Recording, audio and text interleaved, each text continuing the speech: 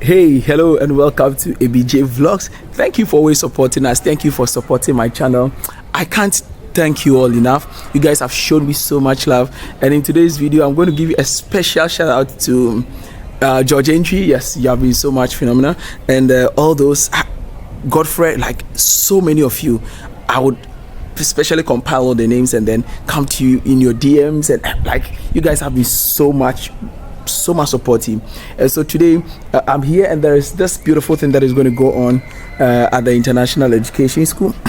You know, I'm from Ghana, as you all know. Yes, the favorite boy from Ghana. And then there is this special attire that we call the tie and dye. We call the batik tie and dye. And I have gotten the information that today the Chinese people are also going to show us how to do the batik tie and dye. I don't know how it is called in your country. Can put the comments in the comment section so that we all get to learn. But as we speak, I will be going inside there and then go and learn about all the procedures, because we have some Chinese students in here who are going to teach us. So please stay, enjoy, and then share the video for others to know what we are doing. You know, we are on another series, and then we are talking about university, so that in December or no, October to December this year we can start applying to those universities. So please enjoy my video, share for others to enjoy, and let us get interactive. Please put your comments in there. I'll see you in the next one.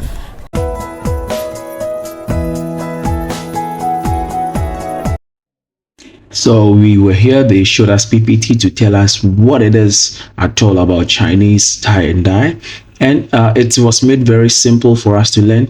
I found several similarities but major differences, because in Ghana, in Africa, we have to just cut out the design before we come and make the imprint, but this one you actually have to draw. So Mariam took time to explain to us about how it is made. Chinese Batik. Batik is a kind of like the traditional culture of China. So the first of all, I want to make a very brief introduction of that, and after this beautiful Chinese lady also came to give us simple fabrics and then showed us how to make the design. And so they gave us a carbon paper. You put a carbon paper on your fabric, and then you put the desired design on the fabric, and then you trace it out, making sure that it has really reflected. This is very difficult for me, and honestly, it is very difficult for me. I think you see me do it and you realize that it's difficult for me. So this is how basically it is done. You are supposed to make sure that the print comes down. But in Africa or in Ghana per se, we just have to cut out the design on a foam. Yes, so you just you dip it in the wax, and then you make the print on the fabric. But this one you have to draw it yourself. So I was just asking that, oh, if I have to draw it and I have like about 6 years fabric, how am I going to do this? But we're all trying. Maybe this was just for the first time, that was why. But a lot of people did some excellent job, including myself. Mine was very beautiful. Yeah, so this is my actual design that I did, and I wrote a BJ there for everybody to know that yes, it is about ABJ Vlog. So I want to repeat again that if today is your first time, please don't forget to subscribe, share for others to enjoy what we do here. And we want to say that we love you so much. So I took my time to make out the print, making sure that it reflects actually. But this is one of the difficult parts of the whole process, because you have to take your time and then make it out, you know. So this guy did this and then wanted to show the cameras. Now this is another difficult, because this is another difficult part. If you get it wrong, it means that you are going to get the whole thing wrong. So you dip this shiny thing in the wax, and then you now trace it out again on the fabric. And trust me, it is one of the difficult part. After that, you come back, and then now the colors are ready, the solution are ready, and now you go and then dip your fabric, the design fabric, into the color to make sure that it depicts the tie and dye procedure. So I put on my gloves for safety reasons, and you know, chemicals are not good. So please, anytime you want to try this, make sure you put on your gloves. So I put on my gloves, and then you see my design. I told it is very beautiful.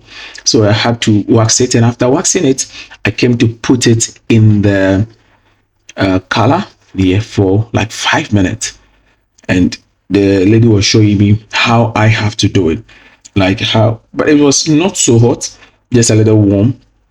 But she showed me how to dip it in. Like I don't have to squeeze it and dip it in. I just have to make sure that there are kind of like layers, and then I just have to slant it in a way under the like the colored water. So that was what was happening in this session.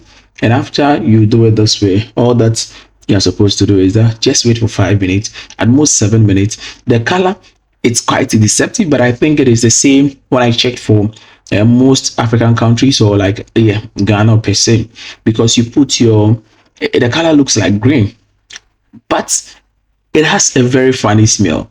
It has a very funny smell. It has a color of green, but the whole thing comes out and now it turns blue. When you look at it from the surface, it looks blue, but when you dip in your fabric, it turns green, and later you have to come back and realize that it has turned to blue. So it's actually an interesting experience for me. Trust you, it is very nice to do this, but very difficult, because I am thinking that the Chinese procedure is very, very difficult, because I have witnessed how we do the one for Africa, and I feel that that one is very simple. So I had to call my other colleagues, and then we do that together, because we all wanted to see whose own would come out as the best.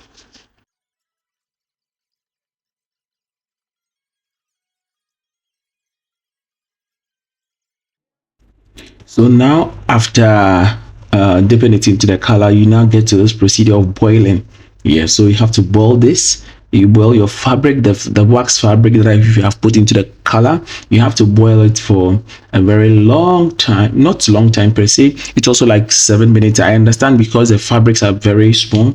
But if you have a very bigger fabric, then you need to make sure that it gets into the boiling process, or yeah, for a very long time. So now we are done with the boiling process. We have to dip it in a cold water, and then you know that, you see, it is now coming out very clear. So if you have like about 6 years or a bigger kind of like fabric, this is how it's going to actually come out. So now this is the time for people to see what they actually did with the waxing.